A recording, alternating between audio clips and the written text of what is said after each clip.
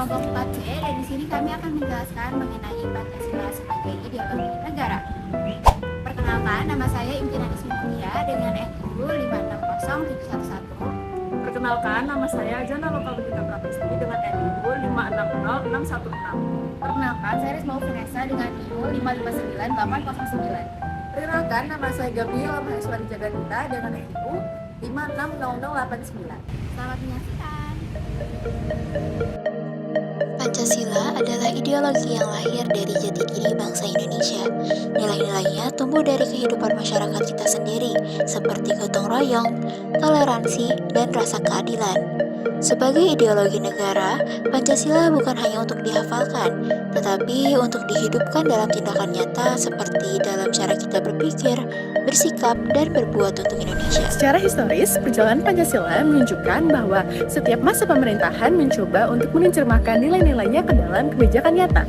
Pada masa Soekarno, Pancasila digunakan untuk menjaga persatuan di tengah keragaman ideologi lewat konsep Nasakom. Pada masa Soeharto, nilai-nilai Pancasila diwujudkan dalam program P4 yang menanamkan pengalaman Pancasila di sekolah, kantor, dan masyarakat. Ketika Habibie memimpin di era reformasi, aksi nyata penerapan Pancasila tampak dalam pembukaan ruang demokrasi dan penghormatan terhadap kebebasan berpendapat.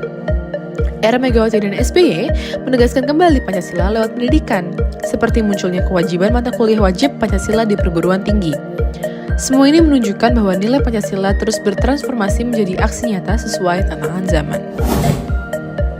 Dari sisi sosiologis, Pancasila bukan sekedar abstrak, tapi mereka hidup dalam masyarakat kita. Misalnya sila pertama, kita bisa melihat aksi nyata toleransi antar umat beragama, orang saling membantu menjaga tempat ibadah bersama. Sila kedua, kepedulian sosial muncul dalam bentuk bantuan bencana, kegiatan kemanusiaan, gotong royong tanpa membedakan latar belakang. Sila ketiga, semangat persatuan tercermin ketika masyarakat lintas suku dan budaya bekerja sama membangun kampung atau komunitas.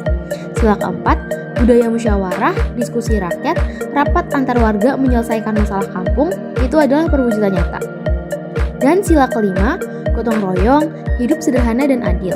Kita lihat dalam kerjasama sosial, penggalangan dana komunitas, program warga untuk warga.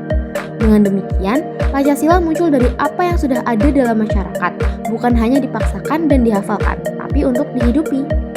Perjalanan Pancasila selalu dinamis. Di satu sisi kita bisa melihat ada perwujudan yang besar, dan di sisi lain kita bisa melihat ada munculnya tantangan. Contoh aksi nyata saat ini yakni komunitas muda yang menggerakkan kampanye toleransi, aksi lingkungan, atau program ekonomi kreatif berbasis lokal.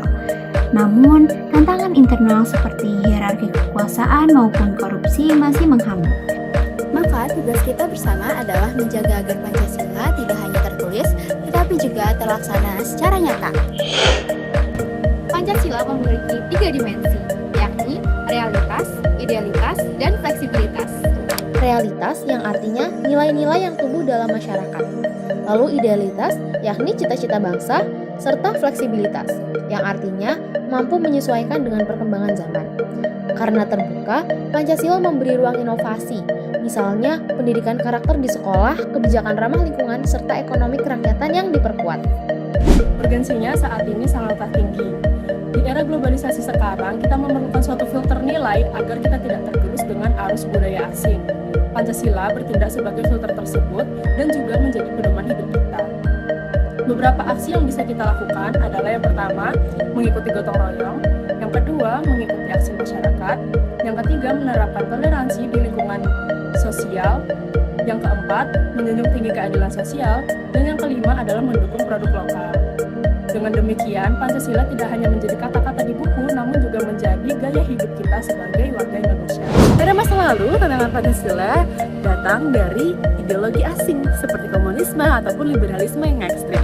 Pada masa kini, tantangan Pancasila itu jauh lebih kompleks seperti adanya hoaks, polaritas sosial, radikalisme, dan juga budaya konsumtif yang tinggi yang membuat nilai-nilai bangsa Indonesia semakin mengikis. Pancasila bukan hanya dasar negara, tetapi juga pedoman hidup yang harus diwujudkan dalam aksi nyata.